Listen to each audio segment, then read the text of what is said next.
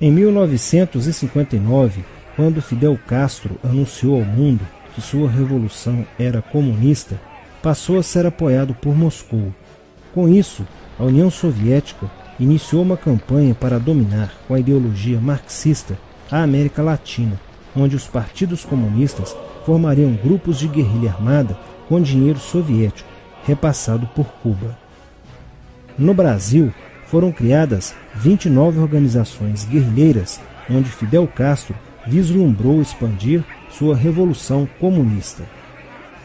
Em 1961, o presidente do Brasil, Jânio Quadros, condecorou o guerrilheiro cubano Che Guevara com a Ordem do Cruzeiro do Sul, sem imaginar que 4 meses antes o Partido Comunista Brasileiro acertara com Fidel Castro o envio de jovens brasileiros para o treinamento de guerrilha em Cuba, com a finalidade de preparar quadros revolucionários que desencadeariam a luta armada no Brasil. As ações armadas já existiam antes de 1964 no governo de João Goulart, através das Ligas Camponesas de Francisco Julião e do Grupo dos 11 de Leonel Brizola.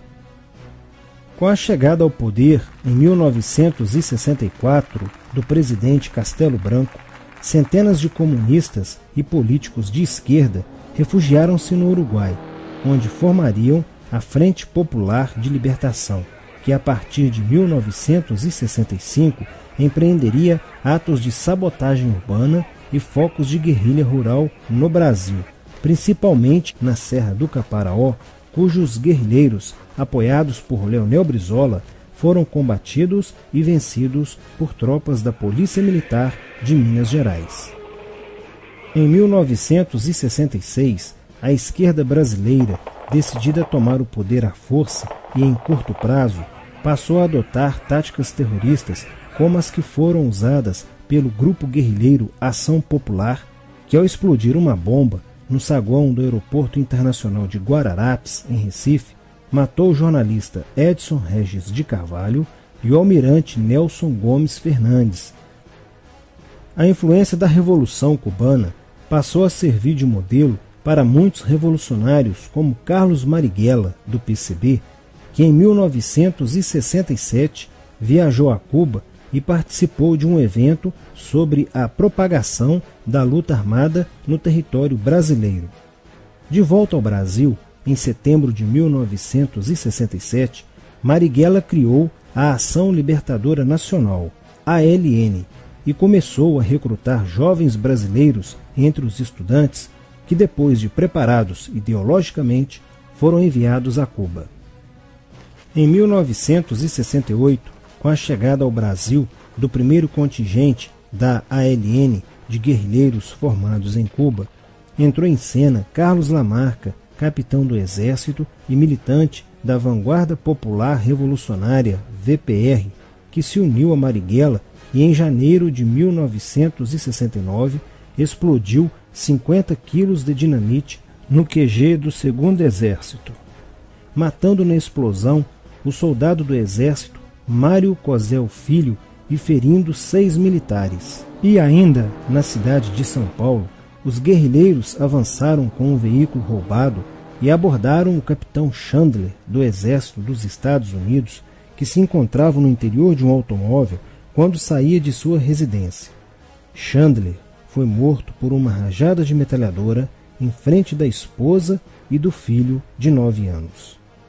O Comando de Libertação Nacional, Colina, criado em Belo Horizonte no ano de 1968, executou na capital mineira vários assaltos a agências bancárias e atentados à bomba.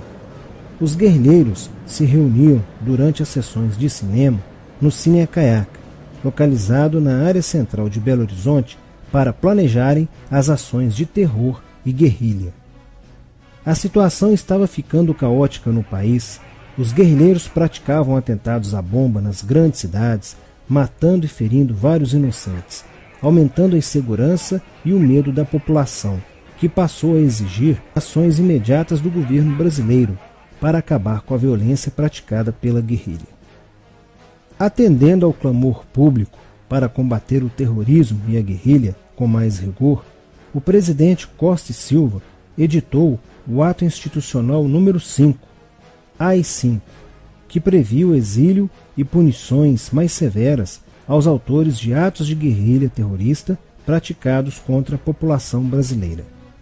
Em desafio à nova medida do governo de proteção à sociedade, Carlos Marighella, em 1969, lançou o seu mini-manual do guerrilheiro urbano. Neste mesmo ano, só no Rio de Janeiro, a ALN, para aumentar os seus recursos financeiros, praticou 30 assaltos, sendo a maioria deles contra as agências bancárias. E ainda, em 1969, a ALN, juntamente com o movimento revolucionário 8 de outubro, o MR8, sequestrou o embaixador dos Estados Unidos, Charles Burke. O sequestro foi sugerido pelo guerrilheiro Franklin Martins.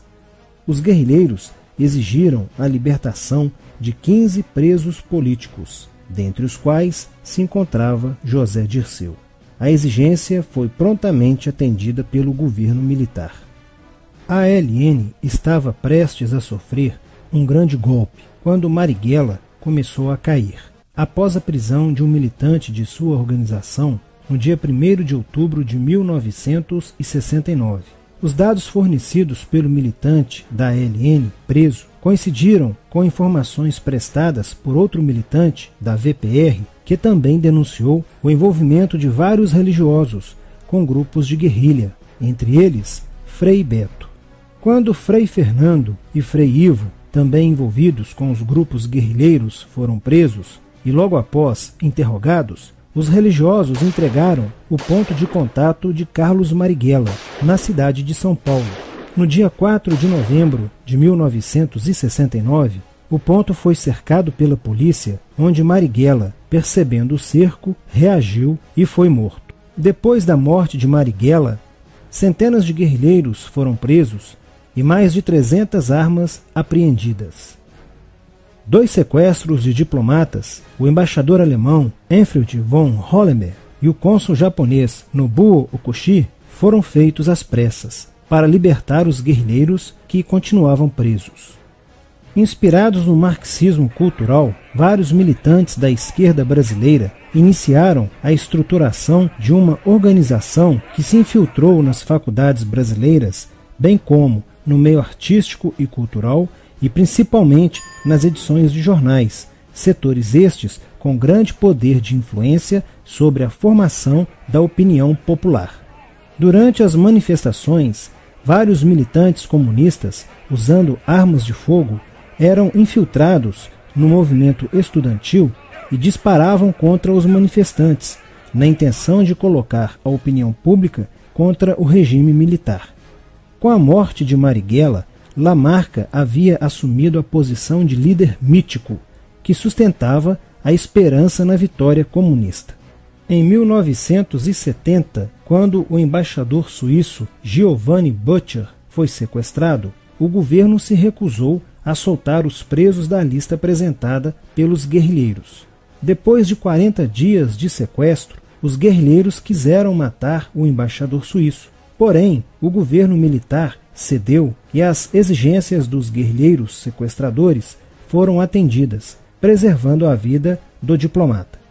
Na cidade de São Paulo, o cerco sobre a vanguarda popular revolucionária, liderada por Carlos Lamarca, estava se fechando. Isso fez com que Lamarca fugisse para o Vale da Ribeira e montasse um campo de treinamento para a guerrilha. Na tentativa de descobrir este campo, tropas da Polícia Militar do Estado de São Paulo foram deslocadas para a região. No dia 8 de maio de 1970, um pelotão comandado pelo tenente da Polícia Militar, Alberto Mendes Júnior, foi emboscado e rendido por guerrilheiros da VPR. O tenente Mendes foi feito refém e obrigado a seguir com os guerrilheiros na direção de 7 Barras.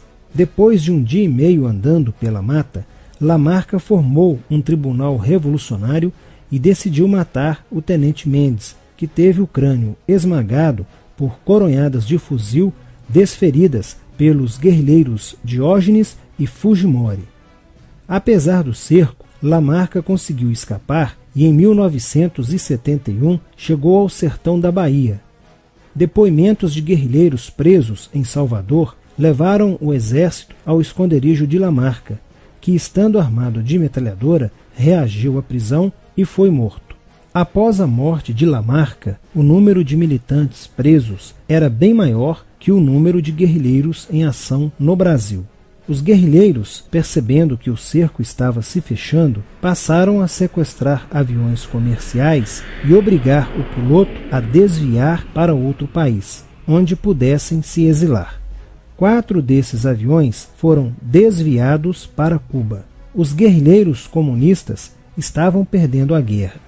Os militantes que abandonavam as armas eram acusados de traição nos tribunais vermelhos e executados pelos próprios companheiros, em atos de justiçamento. Já no início de 1971, o PCdoB conduzia o trabalho de campo na região do Araguaia, na divisa entre os estados de Goiás, Pará e Maranhão, com a missão de implantar um núcleo guerrilheiro que tinha por objetivo fomentar uma revolução socialista, onde centenas de guerrilheiros já haviam se estabelecido há pelo menos 6 anos. No início de abril de 1972, o presidente Médici enviou à região do Araguaia equipes especializadas em inteligência que, da busca do conhecimento sobre a atividade clandestina, logo efetuaram as primeiras prisões, entre elas a de José Genuíno, primeiro guerrilheiro preso no Araguaia. Logo após, o exército sofreu as suas primeiras baixas ao ter um grupamento emboscado por elementos liderados por Oswaldo Orlando da Costa, conhecido por Oswaldão. Isso fez com que o exército passasse a empregar tropas convencionais que cercaram toda a região do Araguaia. Com a derrota cada vez mais próxima e com o total abandono logístico do PCdoB, ao qual os guerrilheiros foram relegados, sem armas, comida e remédios, vários militantes da guerrilha, encurralados, quiseram se entregar, mas foram mortos pelos próprios companheiros em atos de justiçamento. Após a morte de Oswaldão e o desmantelamento do comando militar da guerrilha, o cerco do exército se fechou sobre os rebeldes e vários guerrilheiros foram presos. Assim terminava o sonho da esquerda brasileira de transformar o Brasil em uma ditadura comunista. Mas a esquerda brasileira não desistiria de conquistar o poder e retornaria mais tarde com uma tática mais eficiente que a luta armada: o marxismo cultural.